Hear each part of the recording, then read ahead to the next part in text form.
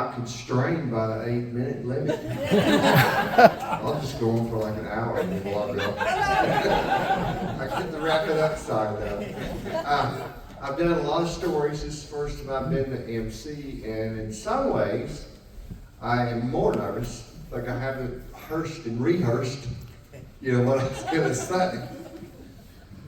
People have asked me, when did you start doing stories, or how did you start doing it? And I went to see other people do stories. That's one thing, I think I can do that. How did I start? Well, I started telling stories when my mom told me it was a sin to tell a lie.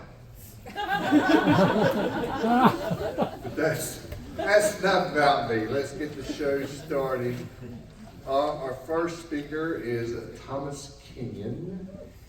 And I ask each speaker, I'm an entomologist if you didn't already know that, but I ask each person, tell me some kind of an interesting insect anecdote.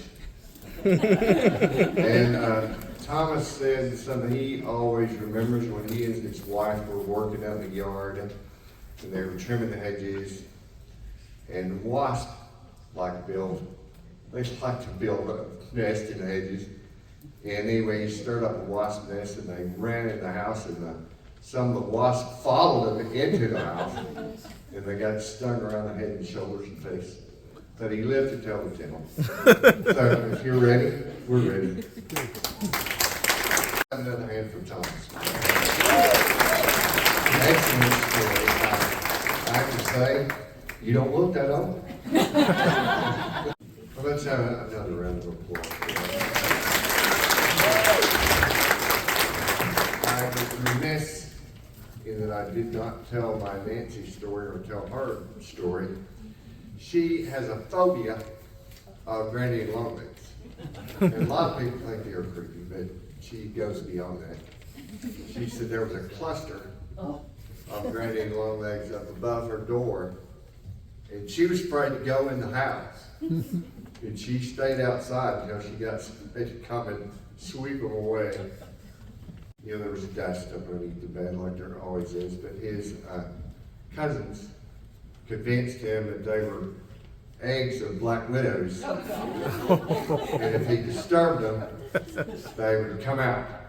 And he believed it, of course little kids do, and until he moved out of that house, he was worried about black widows under the bed all the time.